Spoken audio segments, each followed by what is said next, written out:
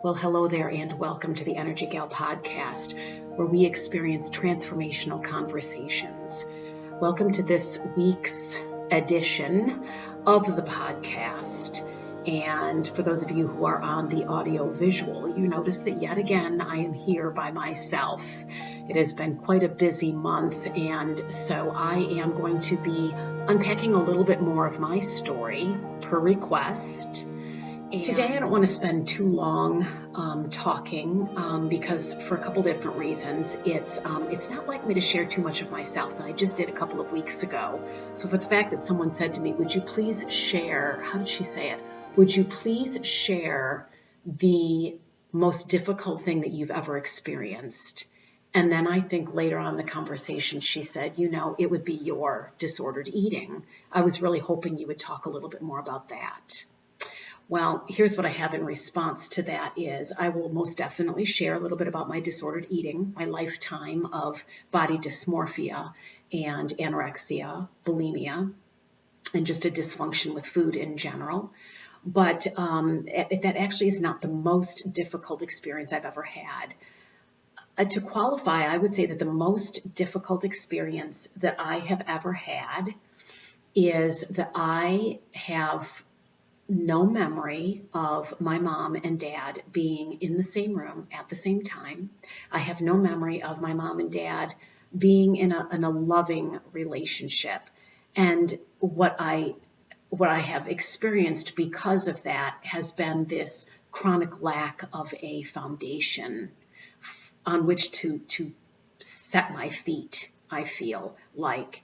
And so it is something that it's just been a real sad aspect of my life. My mom passed when she was 50. It was quite a few years ago. And so the idea of mom and dad ever falling in love again, not going to happen. And I'm a little bit of a dreamer. And I have to admit that I probably had illusions of hoping mom and dad would get together again when I was younger. So anyway, that's the most difficult thing.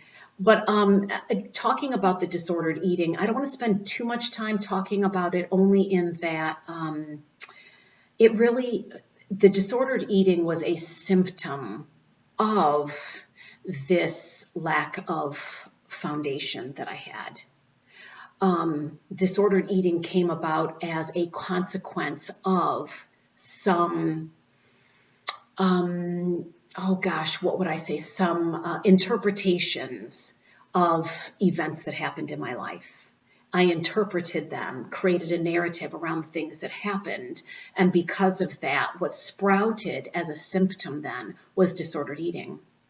So I don't have any notes. I'm just unpacking this. I want to say that I believe that that it could have been an addiction of any sort. Mine just happened to be an addiction to not eating. Yours could be an addiction to numbing out in some other way, gambling, underspending, under sexual activity, over sexual activity, watching TV, too much of an ascetic life or ascetic life, however you would say that, trying to be too much of a monk or something.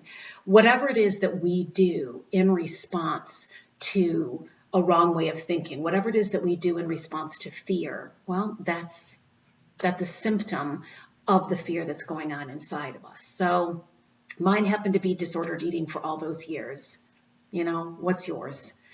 So, here would be some things. I try to picture what would someone be asking me if they were sitting here. When did it all begin? I have from the very beginning.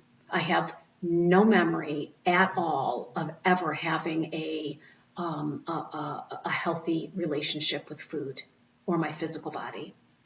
I remember as early as 7 years old, putting my 3 younger siblings into a red wagon and pulling that red wagon across the street to go to, I think it was called the Red Barn or something like that. It was some store that I had grab some money out of my mom's purse, and I was going to go there and get us something to eat because Mom was not able to get out of bed.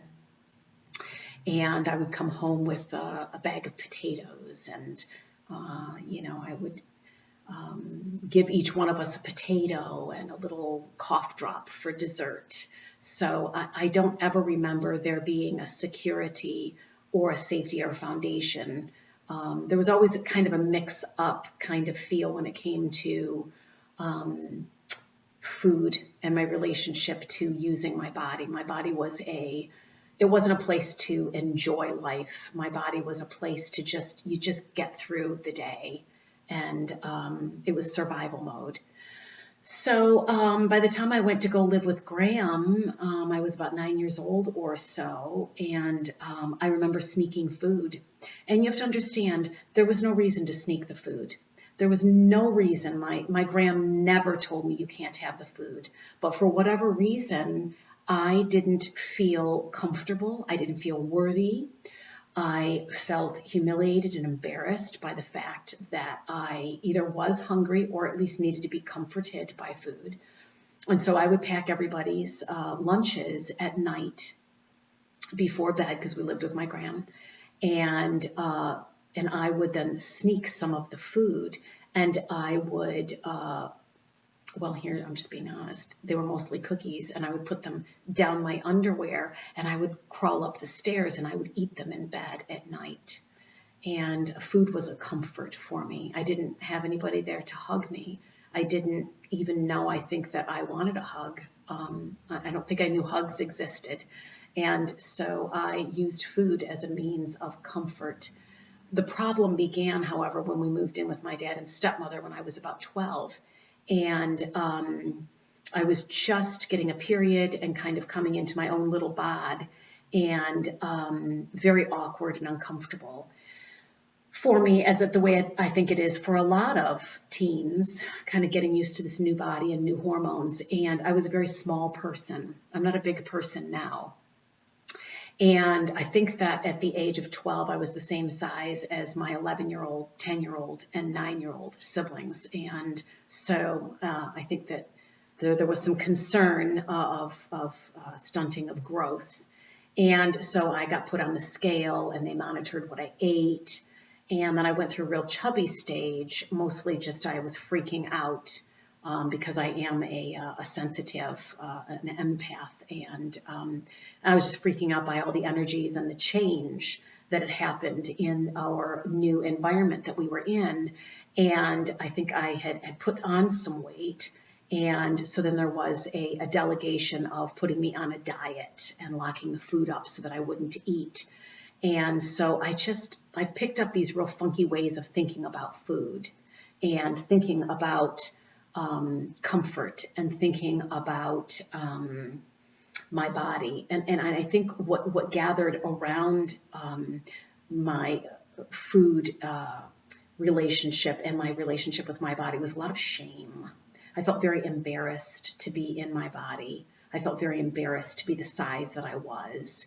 It was too small, or it was too big, or I was embarrassed and humiliated that I wanted to eat lunch like all the people at school, and yet I wasn't sent to school with any kind of lunch money or lunch box, and so I was hungry, and I just was embarrassed by that. I was embarrassed that I would eat other people's food that they didn't want anymore, and it was just, it was a whole lot of not good. And when I went off to college, food had been so regulated for all those years, and there was such embarrassment around it, that when I went off to college, I freaked out. Like, I ate everything because I could. And all the things that I wanted to eat but was never allowed to eat, I ingested. But then the guilt, oh my God, the guilt and the putting on of weight and the absolute fear that, undergirding all of it, the fear was that I was going to never be able to be lovable enough for my dad to stay. And I don't want to lay that blame upon him. That's the narrative that I own. But all I can think of is that when I was very young, pre-memory, my dad had left, and I think I remembered it, and it traumatized me. And all of my life, I want to say I had spent, but to a degree, I think I'm healing from it still. I have spent all of my time and energies and waking moments and decisions trying to earn Dad's love and approval. And I get it now that that is something that is not, it's not something that I'm actively trying to gain because I've switched the narrative, but there is a heartbreak within me that says I will never know what it's like to sense that my dad loves me. And that's sad for both of us, you know.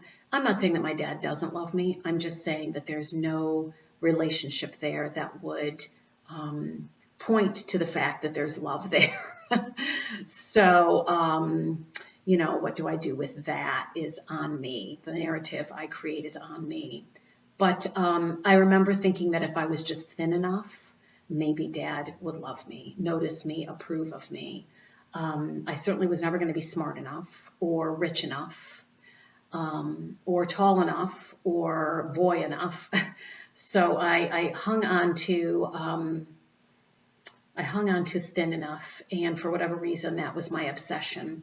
So because I didn't want to put any weight on, I started doing some purging in the form of vomiting, but mostly my go-to was to just starve myself.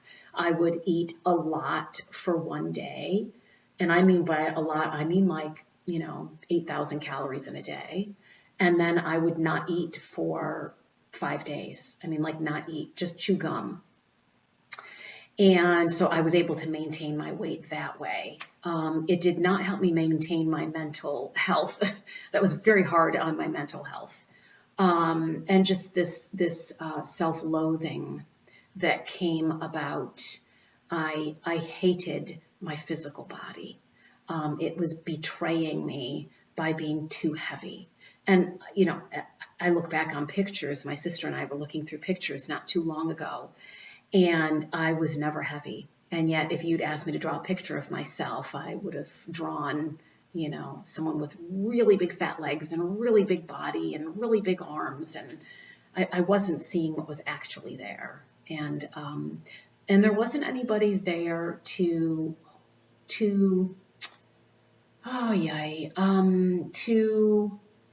console the sadness within me. I remember going to the nutrition counselor on the campus to try to lose about 10 pounds. And when I got there, she sat down and, said, well, here's how to go about eating. She said, well, what do you eat? And I said to her, well, I unpacked, I eat a lot on this day, but then I won't eat for like 5 or 6 days.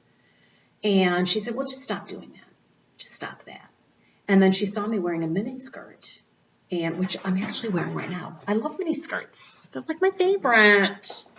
And she said, well, obviously you are confident in yourself, or you wouldn't be wearing a mini skirt. And I remember thinking on the inside, huh? Obviously? That's obvious to you? Yeah, we just didn't see eye to eye on things. The only thing I left understanding is that I don't eat or relate to food like normal people do, or like the average person does, or like a healthy person does, let me say, because I think a lot of us are not healthy, and it's become normalized not to be healthy in relation to food in our bodies. But anyway, so gosh, I went for years and years and years struggling in that space. And it became really just the way that I lived. And, I just want to fast forward to say that I didn't really get periods. So it was a miracle that I ended up having kids. My kids do have special needs. And I'll own the fact that I do not think that I fed them enough when they were gestating. I didn't feed myself enough. How the heck was I going to feed a baby growing in there also? But they did, and were better for it. And as far as the journey, I checked out everything I possibly could about trying to, trying to release myself from the stranglehold of disordered eating. And I think I was approaching it just from trying to find the diet that would work and getting off of the treadmill of, I got to lose 10 pounds, I got to lose 10 pounds. And the overwhelming feeling of anxiety, stress, pressure, worry, guilt, shame, deep-seated fear. And what helped me is I think it was about in 2016, I came across a course from the Institute for the Psychology of Eating, and it was working with people who have disordered eating. And the first thing that this professor did, who created the class, was he would say, if you're here, my sense is because you have disordered eating. And so what we're going to do is we're first going to work you'll be your first client.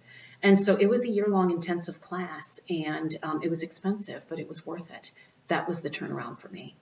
That was when I realized that my disordered eating was a symptom of other things.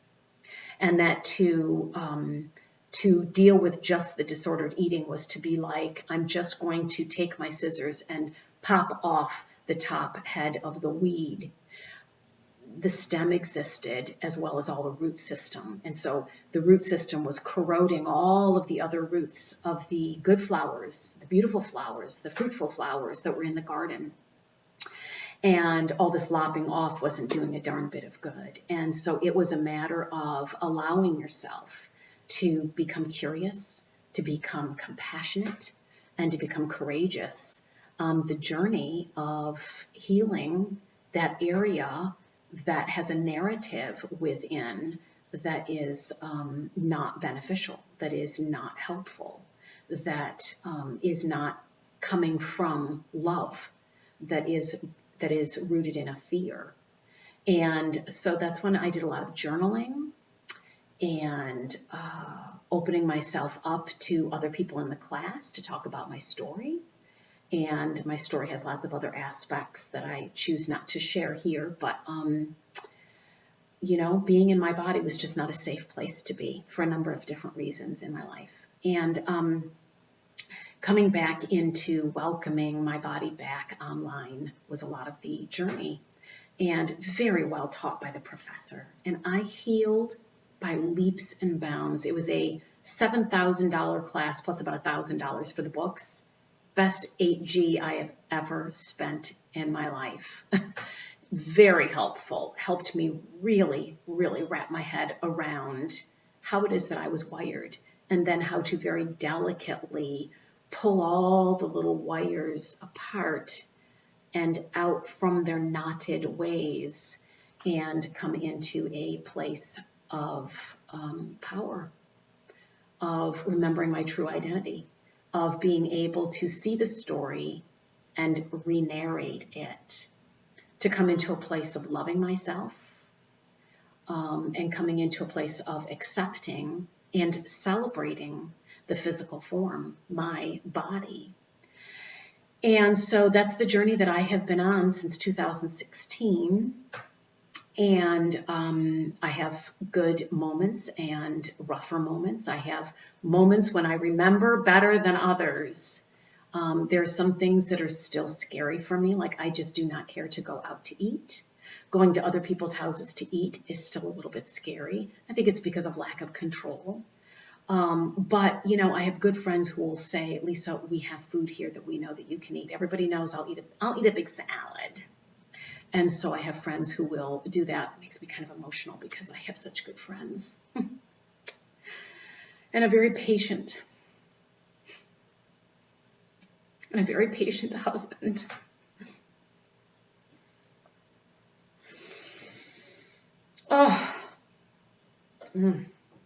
A very patient husband.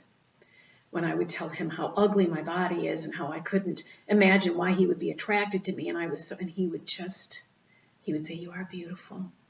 You're beautiful because your body's beautiful, but you're beautiful because your heart is beautiful, hon.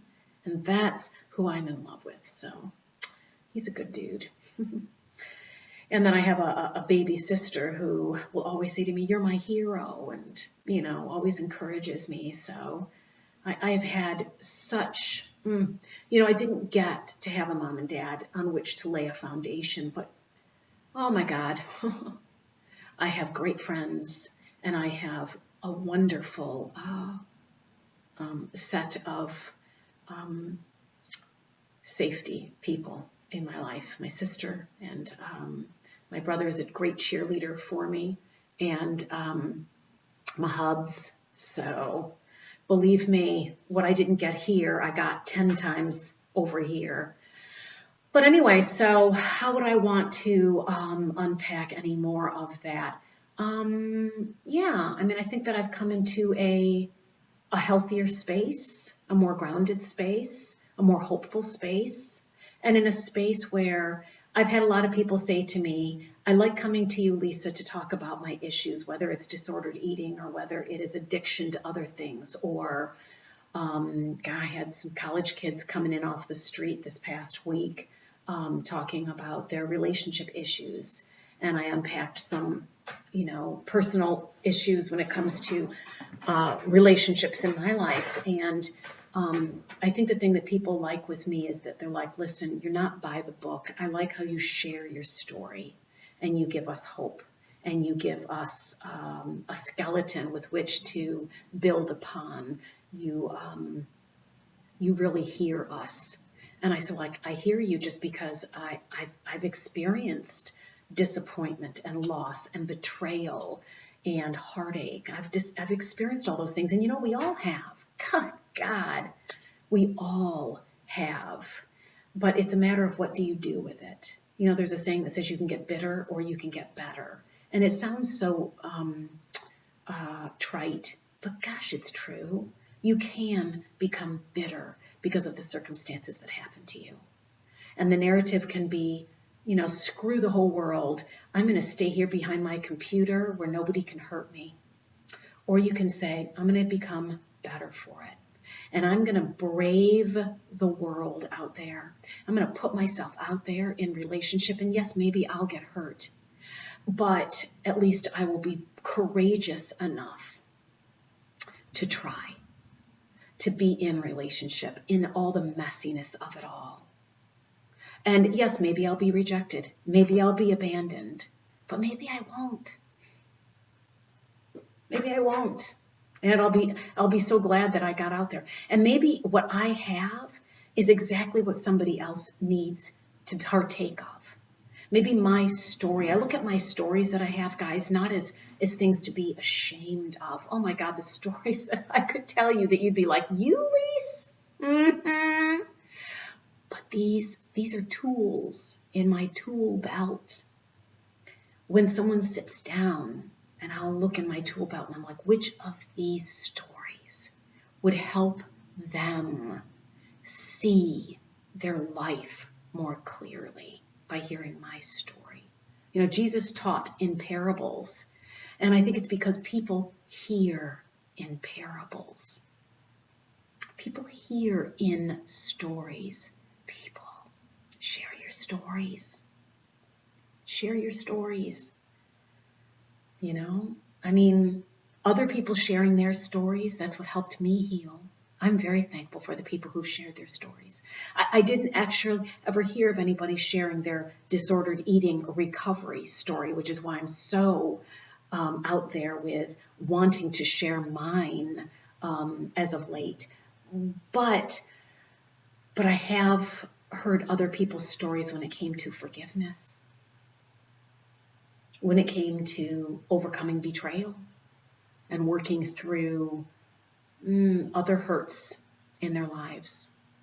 So if I could have you walk away with this, it would be this. The addictions in our lives, they are symptomatic of a deeper issue. Don't demonize the addiction. Be curious about it. It's not bad. It may be unhealthy for you. It was not healthy for me to keep starving myself. But when I stopped demonizing disordered eating, when I stopped making it be the bad guy, and I decided that I would sit with it and I would allow it to talk with me and share its message. When I asked it, why are you still here? And I'm 50. And I finally listened with a compassionate heart. Not trying to figure it out, but just trying to say, I'll hold space for whatever part of you hurts and aches. Because I love you and I want you to be better. And if you're here for right now, disordered eating, and you're an aspect of me, self-loathing and insecurity and fear, then for a season of time, let me hear you as a friend and a messenger. What do you have to say? And you know, when I did that, they started talking. When they didn't feel judged, fear started talking. Self-loathing started talking. Disordered eating, trying to control everything, trying to be good enough, started talking. And I was able to hold with great compassion that part of me that was so hurt by not ever remembering a mom and dad hanging out and holding me on their lap, the three of us. Maybe they did, but I don't remember.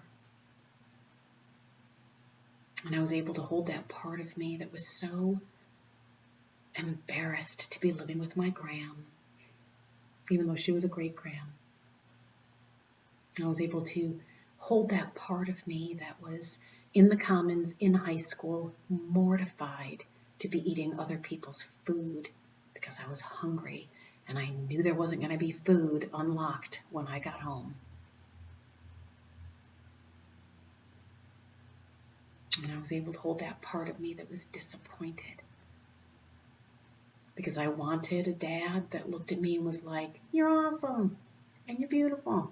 All the ways that my daughter hears from her dad. I was able to hold that part of me and say, I'm so sorry. I am so sorry. You didn't get that, and I am so sorry. But here's the deal. You really are beautiful and worthy and lovely. Yeah.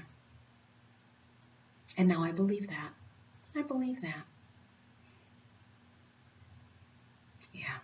So being curious, being courageous and compassionate, that's how the journey begins. That's how it continues. And that's how it ends. All good. Well, I think I covered as much as I'm going to for today. That's a lot of unpacking. Thank you if you have continued to listen to this point. It is my passion to help people through the difficulties in their life. I feel like it's why I'm here, guys. So if I can be of assistance to you on your journey, my name is EnergieGal or Lisa. And I would be honored and privileged to create safe space for you to unpack your story. I have all sorts of things that I intuitively know how to do. I know how to help you journal. I know how to ask intuitive questions, and to unpack parables, how to help you rediscover yourself, remember yourself, and then help you be who you are and celebrate that, because you are worth celebrating. I love you. Thank you for listening. Thank you for your presence in my life. You mean a lot to me. Please be sure to subscribe, comment, share, like. Let's get this channel grown Let's get the word out that healing is possible. All right. Till next week, when we talk with another awesome person who has a fantastic story to share with us. Over and out. Take care. Great